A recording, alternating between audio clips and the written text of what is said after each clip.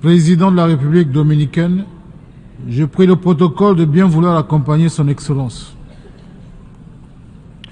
Au nom de l'Assemblée générale, j'ai l'honneur de souhaiter la bienvenue à son Excellence M. Luis Rodolfo Abinader Corona, Président de la République dominicaine, et je l'invite à prendre la parole devant l'Assemblée. Excelentísimo señor. Excellence, Monsieur Denis Francis, président de la 78e session ordinaire de l'Assemblée générale des Nations unies. Excellence, Monsieur Antonio Guterres, secrétaire général des Nations unies. Mesdames et Messieurs les chefs d'État et de gouvernement, Mesdames et Messieurs les chefs de délégation, Mesdames et Messieurs. Nous sommes à la deuxième décennie du XXIe siècle et notre humanité est aujourd'hui confrontée à des défis dont elle a hérité, mais aussi à de nouveaux obstacles qui exigent de nous une action immédiate.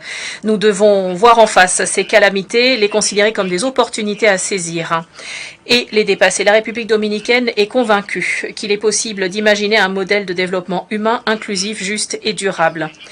Mais il faut que nous nous posions, à juste titre, je crois, cette question. Sommes-nous vraiment en bonne voie pour y parvenir? Les différentes crises générées par, ou dues plutôt au changement climatique, ont eu des répercussions dévastatrices pour notre planète et nos sociétés. Sécheresse, hausse du niveau de la mer, érosion de la biodiversité, phénomènes météorologiques extrêmes, entre autres calamités. Celles-ci, s'ajoutant les unes aux autres, sont devenues un passif environnemental qui aujourd'hui est une menace grave au progrès. La République dominicaine est une économie en développement dont l'empreinte climatique est négative et nous contribuons ainsi à atténuer le changement climatique. Nous appelons aussi à un usage plus large des énergies renouvelables. Mais nous savons que ce n'est qu'un pas en avant sur le long chemin de la durabilité parce que nous dépendons encore grandement des combustibles fossiles. Le pétrole, évidemment, reste un combustible très important pour nous. Et je voudrais saisir l'occasion qui m'est donnée en cette enceinte aujourd'hui pour attirer votre attention sur les pratiques à l'exportation des pays exportateurs de brut qui contrôlent l'offre afin de maintenir les prix élevés du pétrole brut, et ceci au détriment des pays importateurs. Je crois qu'au sein de cette assemblée représentative de tous les pays du monde, il nous faudra discuter d'un mécanisme financier qui garantira la stabilité des prix du brut pour les pays importateurs à revenus intermédiaires et à faibles revenus comme le nôtre. Je vous parlais de l'urgence climatique. Et nous avons pu adopter un certain nombre de traités qui nous permettront d'y faire face. Récemment, par exemple, l'adoption de la Convention pour la préservation et l'utilisation durable de la diversité biologique maritime en zone au-delà des juridictions nationales, le traité dit BBNJ, que je signerai un peu plus tard aujourd'hui. Mais il faut aller bien plus loin. Par exemple, en adoptant l'indice de vulnérabilité multidimensionnelle, qui pourrait s'appliquer à tous les pays en développement, ou encore en mettant en œuvre le fonds pour pertes et préjudices pour les pays les plus vulnérables au changement climatique. J'aimerais également rappeler qu'au mois de mai 2024 se tiendra un sommet international à Antigua et Barbuda.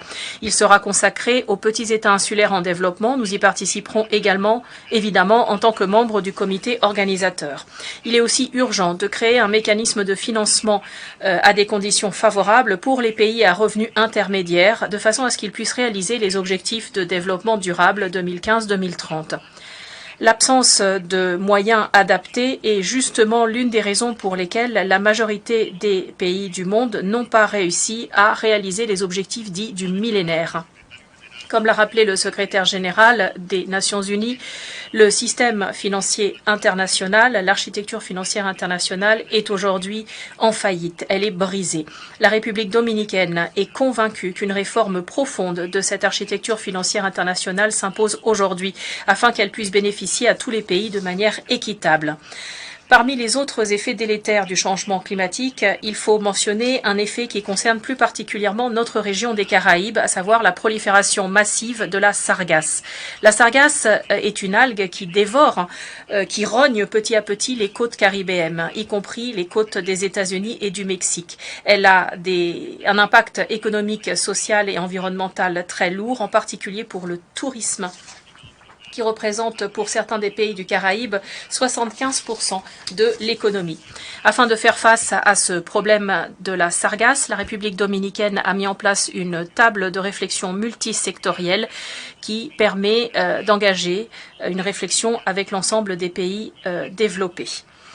Monsieur le Président, notre engagement se manifeste par l'adoption d'un nouveau contrat social, un contrat social plus juste, qui permettra à notre État de miser sur la lutte contre la corruption. Ça a toujours été notre priorité. Les ressortissants dominicains le réclament depuis longtemps. Et parmi les différents indicateurs internationaux sur la perception de la corruption, on peut voir que les avancées de mon gouvernement sont bien réelles. J'aimerais également rappeler que la République dominicaine a l'honneur de présenter sa candidature au Conseil des droits de l'homme de l'ONU pour la période 2024-2026. Les élections se tiendront le mois prochain. Cette candidature est l'incarnation de notre engagement fort pour la défense des droits humains. Chers collègues, vous pouvez, si vous utilisez votre téléphone portable, en cliquant sur l'application Google Earth, regarder l'île d'Hispaniola depuis l'espace, l'observer depuis l'Espagne, et vous verrez qu'elle est divisée en deux. D'un côté, la République dominicaine, territoire vert et florissant. Nous avons en effet su préserver nos ressources naturelles. L'autre moitié de l'île d'Hispaniola, elle, est desséchée.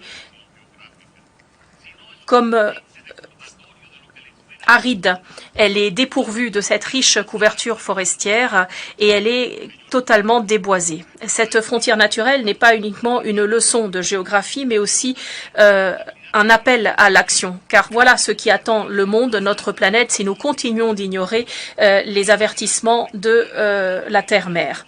Mesdames et messieurs, Haïti n'est pas uniquement victime d'une tragédie environnementale. Le pays est également confronté à une instabilité politique et sociale qui pourrait menacer toute la région. Et c'est malheureusement pour moi le moment de rappeler qu'il y a 2 ans déjà, devant cette même Assemblée générale, j'ai lancé un appel et j'ai dit que depuis que le gouvernement avait pris ses fonctions, nous avons dit que la situation en Haïti pourrait déborder vers la République dominicaine et générer ainsi une réelle insécurité dans la région. Il est temps que la communauté des nations assume une bonne fois pour toutes cette question qui est absolument prioritaire et exige un suivi immédiat. Et je voudrais aujourd'hui me refaire le héros de cet appel et rappeler que depuis un certain nombre de choses se sont passées. Il y a un petit groupe de particuliers haïtiens qui s'est lancé dans la construction d'un canal qui permet le transvasement illégal des eaux du fleuve Dajabón en violation des traités frontaliers entre la République dominicaine et Haïti. La communauté internationale doit savoir que le fleuve Dajabón trouve son origine à Loma de Cabrera, qui se trouve dans le territoire de la République dominicaine. Et sur ces 55 kilomètres, il parcourt le territoire dominicain avant de déboucher dans la baie, avant de se jeter dans la baie de Manzanillo à Montecristi. Il n'y a que 2 kilomètres de ce parcours qui se déroule en territoire haïtien. Et c'est sur ce petit morceau du fleuve, du côté haïtien donc, que le canal est en train d'être creusé. Les informations dont nous disposons montrent qu'il s'agit d'une manœuvre en faveur du contrôle de l'eau de la part d'une petite élite économie politique qui doit être ici condamnée. Ce projet n'a jamais été officiellement communiqué au gouvernement dominicain et aucune documentation sur l'envergure du projet, son impact environnemental, l'identité des bénéficiaires finaux n'a été communiquée. Nous avons toutefois pu obtenir quelques informations et d'après notre analyse, ce sont des centaines de familles d'agriculteurs dominicains et haïtiens qui seraient directement concernés si le canal devait être construit. D'ailleurs, il y aurait aussi un risque d'inondation du parc industriel de Codévi qui se trouve 300 mètres en dessous du niveau du canal. Sont également menacés 19 000 travailleurs haïtiens ainsi que les habitants des villes frontalières de Dajabón et Juana Méndez. comme si ce chantier ne menaçait pas déjà suffisamment la lagune de Saladillo, qui est l'une des principales zones humides de la République dominicaine. Depuis avril 2021, notre gouvernement a demandé aux autorités haïtiennes à plusieurs reprises de stopper la construction unilatérale et illégale de ce chantier ou de cette œuvre, de ce canal. Le gouvernement haïtien lui-même a rappelé qu'il ne s'agissait pas d'une œuvre gouvernementale, mais qu'il n'était donc pas possible d'arrêter le chantier en raison de la crise que traverse le pays. La situation est aujourd'hui très délicate à la frontière. Alors nous ne souhaitons pas d'affrontement avec le peuple haïtien, bien entendu, mais nous devons nous défendre face à ces acteurs qui aujourd'hui menacent la sécurité de leur gouvernement, de leur peuple et de leur pays, évidemment au détriment des ressources hydriques. Monsieur le Président, le problème haïtien n'est plus entre les mains de Haïti. Il est aujourd'hui entre les mains de la communauté internationale. Et c'est la raison pour laquelle nous nous associons pleinement au discours très responsable du président des États-Unis, M. Joe Biden, prononcé hier en cette enceinte.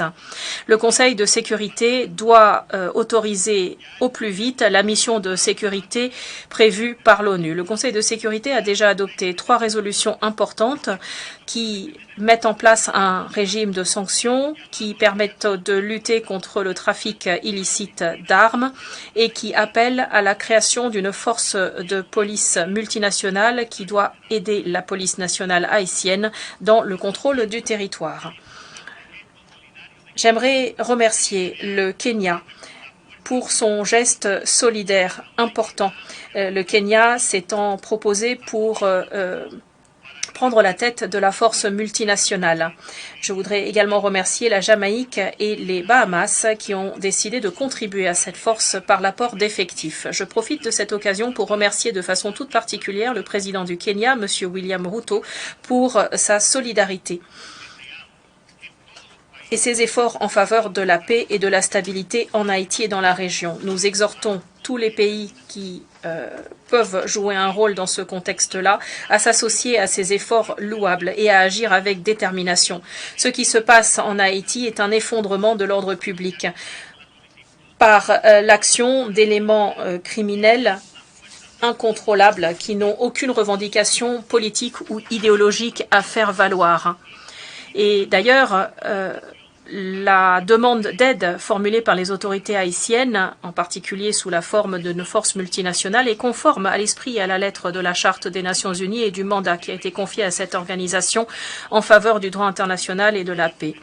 Il est évident que le processus de pacification en Haïti doit prendre la forme d'un nouveau pacte social et politique. Et dans ce contexte-là, je crois qu'il est important que la CARICOM, via son groupe de sages, puisse assumer un rôle de premier plan, en particulier afin de négocier un accord politique qui permettra de donner la plus grande légitimité à la force multinationale et qui permettra aussi la tenue d'élections justes, libres et transparentes. Dans ce contexte-là, je voudrais reconnaître les efforts déployés par M. Andrew Holness, Premier ministre de la Jamaïque. J'aimerais également remercier le secrétaire général des Nations Unies pour tout son travail en Haïti et nous l'invitons à redoubler d'efforts pour permettre le déploiement immédiat de cette force multinationale en Haïti. Nous appelons également le Conseil de sécurité à adopter la résolution le permettant maintenant, dès que possible, parce que le temps commence à manquer. Monsieur le Président, la République dominicaine, pendant des siècles, a su coexister avec le peuple haïtien. Parfois, cette coexistence a été difficile, certes, mais tout au long de ces siècles, nous avons manifesté de manière infatigable notre solidarité vis-à-vis de ce peuple. Haïti a aujourd'hui besoin de beaucoup, a besoin de nous. Je voudrais répéter que nous sommes prêts à manifester toute la solidarité nécessaire avec le peuple haïtien, mais nous n'oublierons pas non plus que notre principale mission est de défendre les intérêts du peuple dominicain. Nous l'avons toujours fait, nous continuerons de le faire. Et je peux vous assurer qu'il ne pourra y avoir de solution dominicaine au problème haïtien. Mesdames et messieurs, n'attendons pas que la prochaine mise en garde soit la chronique d'une tragédie annoncée. En cette 78e session ordinaire de l'Assemblée générale, faisons le nécessaire pour faire renaître notre détermination collective pour faire advenir un avenir plus sûr, plus inclusif et plus durable pour Haïti et pour tous et toutes.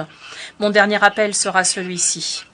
Sur cette scène internationale, nous devons agir comme nation individuelle, mais aussi comme collectivité unie. Nous partageons une vision, nous partageons un dessein. L'histoire nous jugera pour les paroles que nous prononçons en cette auguste enceinte, mais aussi et surtout pour notre action sur le terrain. Soyons à la hauteur des attentes. Merci. Au nom de l'Assemblée générale, je tiens à remercier le président de la République dominicaine de l'allocution qu'il vient de prononcer et je prie le protocole de bien vouloir accompagner son Excellence. L'Assemblée va entendre l'allocution de son Excellence Madame Maya Sandu, présidente de la République de Moldova. Je prie le protocole de bien vouloir accompagner son Excellence.